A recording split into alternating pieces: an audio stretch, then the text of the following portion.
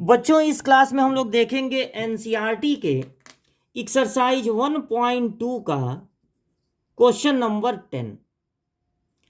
Read करते हैं इस क्वेश्चन को। Let A equal to R minus 3। A क्या है? सारे रियल नंबर, बस किसको निकाल दीजिए? 3 को। एंड बी, बी है आर माइनस 1, यानी सारे रियल नंबर, केवल 1 नहीं है उसमें। Consider the function F such that A to B. इसका मतलब है कि यहां पर फंक्शन बनाया जा रहा है ए टू बी। फंक्शन बनाया जा रहा है ए टू बी। यहां पर ए है, बी है। ए से एरो चल रहा है और बी पर पहुंच रहा है। फंक्शन बनाया जा रहा है ए टू बी। ए में क्या लिखे गए हैं? सारे रियल नंबर, सिर्फ 3 नहीं लिखा गया है। और बी में क्या लिखे गए हैं? सारे रियल नंबर, बस 1 नहीं लिखा गया है। तो फंक्शन बनाया गया है ए टू बी, और वो फंक्शन फिर एक्स के रूप में भी लिख दिया गया है, x minus 2 upon x minus 3। यही वो फंक्शन है। अब आपको पता लगाना है is f11 and on to justify your answer. आपको ये पता लगाना है कि ये आपका फंक्शन क्या 1 1 है, यानी 1 1 है या मैनी 1, ये पता लगाना है। और फिर पूछ रहा है क्या ये फंक्शन ऑन टू है, मतलब ये पता लगाना है ऑन टू है कि इन टू है।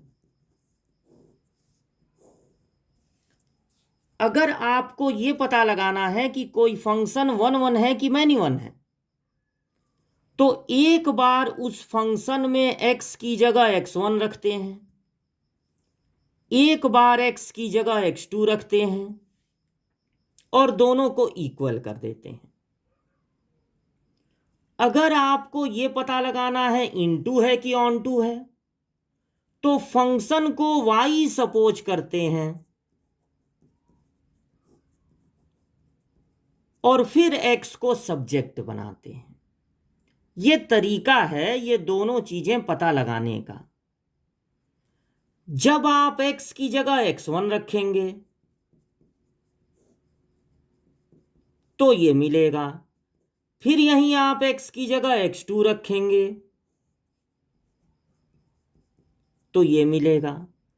अब इसको लेकर आगे बढ़ेंगे, सॉल्व करेंगे।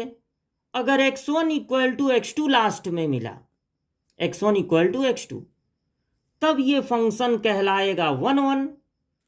कुछ और मिला, x1 इक्वल टू x2 ना मिलके कुछ और मिला, तब ये फंक्शन कहलाएगा मैनी 1।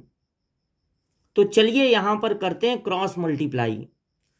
x1 माइनस 2 का मल्टीप्लाई होगा x2 माइनस 3 में। ब्रैकेट लगाना जरूरी है क्योंकि बाइनोमियल है, दो दो टर्म है। और x1 माइनस 3 का मल्टीप्लाई होगा x2 माइनस 2 में। अब मल्टीप्लाई कीजिए पहले x1 से दोनों में। x1 x2 minus 3x1 minus 2x2 plus 6, फिर इक्वल टू क्या हो गया? x1 x2 minus 2x1 minus 3x2, अब माइनस 3 का इंटू कर रहे हैं, प्लस 6। तो देखिए दोनों साइड से 6 कैंसिल, दोनों साइड से x1 x2 कैंसिल। इसके बाद minus 3x1 minus 2x2 equal to बचा माइनस 2x1 माइनस 3x2।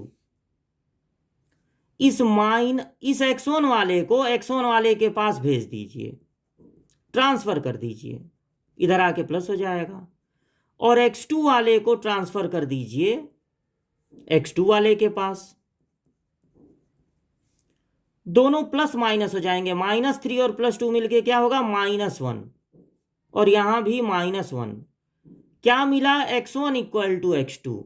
इसका मतलब ये फंक्शन है 1 1।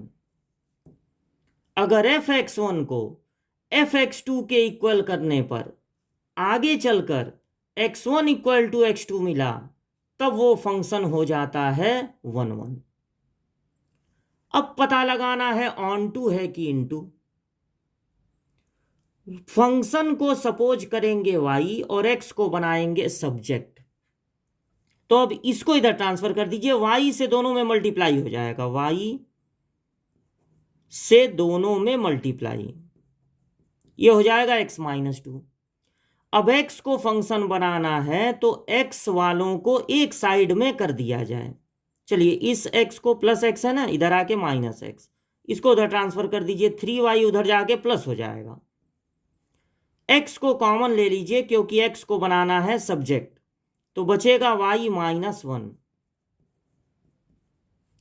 अब x = हो गया 3y - 2 अपॉन y - 1। x को सब्जेक्ट बनाने के बाद y की क्या वैल्यू हो सकती है, हम उस पर डिस्कस करेंगे।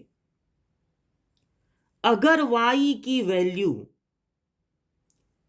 क्वेश्चन में जितना दिया है कि b, सेट b ही किसको रिप्रेजेंट करेगा, y को, और सेट a किसको रिप्रेजेंट करेगा, x को। अगर y की वैल्यू जितनी चीजें क्वेश्चन में दी गई हैं वो सब पॉसिबल हो, वो सब हो सकता हो, तब ये फंक्शन कहलाएगा ऑन टू, क्योंकि तब हर जगह एरो पहुंचेगा।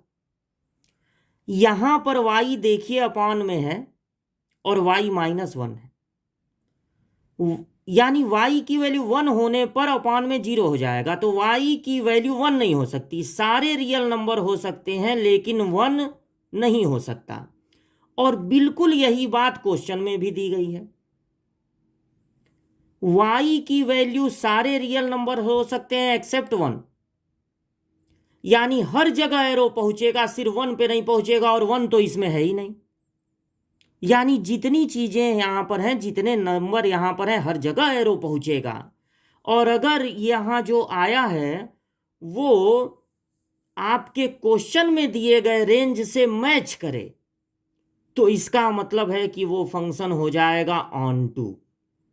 इसका मतलब कि ये जो फंक्शन आपको दिया गया है वो है 1 1 ऑन टू। देखिए यहां पर 1 1 भी आया है और साथ ही ऑन टू भी है।